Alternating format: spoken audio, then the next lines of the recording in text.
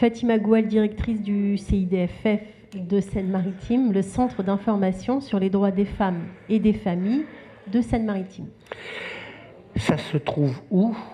Alors, sur toute la Normandie, est-ce qu'il y a plusieurs... enfin, sur la Seine-Maritime, est-ce qu'il y a plusieurs locaux ou il n'y a qu'un centre? Alors, il y a un CIDFF par département, avec une fédération nationale et des fédérations régionales. Donc, il y a une fédération régionale Normandie des CIDFF.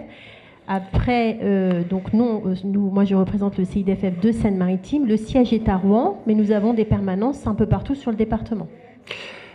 Alors quand on dit le droit et l'information des femmes et des familles, ça parle de quoi et qu'est-ce que vous faites concrètement sur le territoire? Alors concrètement, nous on est 15 professionnels, donc psychologues cliniciennes, psychologues du travail, juristes, conseiller emploi formation, chargé de mission égalité. En gros, notre activité, c'est 2 types d'activités: l'accueil, l'information, l'accompagnement individuel du public. Donc on reçoit du public sur nos permanences. Donc sur les permanences juridiques, droit de la famille, droit des étrangers et des étrangères et droit des victimes de violences sexistes et sexuelles. Sur l'agglomération rouennaise, on propose de l'accompagnement vers l'emploi, la formation, les projets de création d'activités. Et puis, on a une grosse partie de notre activité qui est liée aux violences sexistes et sexuelles, et particulièrement les violences au sein du couple. Donc, on propose l'accompagnement juridique, l'accompagnement psychologique, et puis la protection des victimes de violences conjugales avec les téléphones grave danger et les bracelets anti-rapprochement. Donc ça, c'est un partenariat avec le ministère de la Justice. On propose aussi de l'accompagnement au veuvage. Puis après, il y a aussi des actions collectives comme des groupes de parole, des actions sport.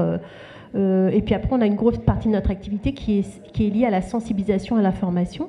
Donc la sensibilisation du grand public aux questions d'égalité femmes-hommes pour développer une culture de l'égalité sur notre territoire. Donc on intervient beaucoup auprès des jeunes dès la maternelle.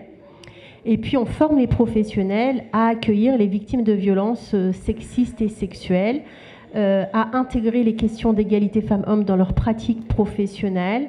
On va aussi dans le milieu de l'entreprise, enfin quand je parle d'entreprise, c'est pas forcément dans le sens économique, mais dans le sens de recrutement en fait, d'employeurs, et on forme à la prise en charge des violences sexistes et sexuelles au travail. Et puis on organise des conférences, des tables rondes, toujours pour développer une culture de l'égalité et puis une meilleure connaissance des violences sexistes et sexuelles. Voilà en gros l'activité. Ça fait quelques années où on parle plus des violences faites aux femmes. Oui. Au sein de la famille et plus si affinité malheureusement. Est-ce que vous, en tant que directrice du CIDFF, ça s'améliore ou ça s'empire? Alors, ça s'améliore. La prise en charge s'améliore. Maintenant, on sait faire, en fait. On sait comment repérer, on sait comment prendre en charge. Après, il y a encore beaucoup de choses à faire et puis on est en manque de moyens. Voilà. Donc c'est compliqué parce qu'on parle de plus en plus. Donc il y a de plus en plus une culture commune sur la question des violences. Donc les femmes, les victimes de violences viennent de plus en plus vers nous, mais les moyens n'ont pas augmenté parallèlement. Donc, donc ça veut dire qu'on ne peut pas encore accueillir les personnes dans des délais raisonnables. On n'accueille que sur rendez-vous et ça, c'est pas encore satisfaisant. Donc ça veut dire qu'à un moment donné, il y avait omerta, il y avait la femme qui n'allait pas défendre ses droits. Aujourd'hui, il y a plus de pas pour être aidé, mais il n'y a pas assez de moyens. Voilà, c'est ça. En fait, on dit toujours que la parole s'est libérée. Je pense qu'on entend mieux aussi ces femmes victimes de violences. Et puis, oui, en fait, aujourd'hui, après, il y a encore beaucoup de femmes qui n'ont pas conscience d'être victimes de violences. Hein. Mais il y a quand même une amélioration sur ce côté-là.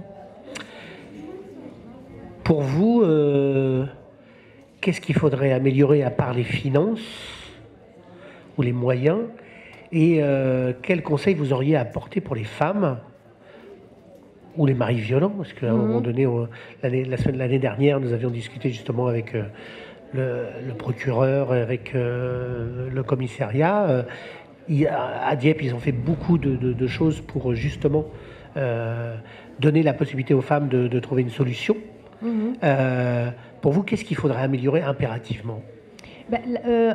Sur le volet prise en charge, c'est surtout une question de moyens. En fait, qu'on puisse recevoir très rapidement les personnes qui disent être victimes de violences, pouvoir proposer un accompagnement psychologique, un soutien psychologique de qualité. Et puis après, en amont des violences, je dis toujours pour préparer le monde de demain, et davantage pouvoir intervenir dès le plus jeune âge et de manière renforcée sur l'égalité filles-garçons et de lutter contre les stéréotypes de genre, parce que la réalité c'est que la société reste très très sexiste, le monde professionnel reste très sexiste, le monde sportif reste très sexiste, le monde politique reste très sexiste, donc il y a énormément à faire et c'est le sexisme qui est à l'origine des violences faites aux femmes. Les violences faites aux femmes sont des violences sexistes. Donc c'est combattant, c'est à la racine qu'il faut agir, et la racine c'est le sexisme. Donc deux volets, agir en amont sur la prévention, et puis améliorer la prise en charge des victimes d'aujourd'hui. Sur Dieppe, vous êtes présente, il y a des jours, il y a... on a des permanences au point d'accès au droit et puis à l'hôpital. Donc ce sont des permanences juridiques et des permanences psychologiques.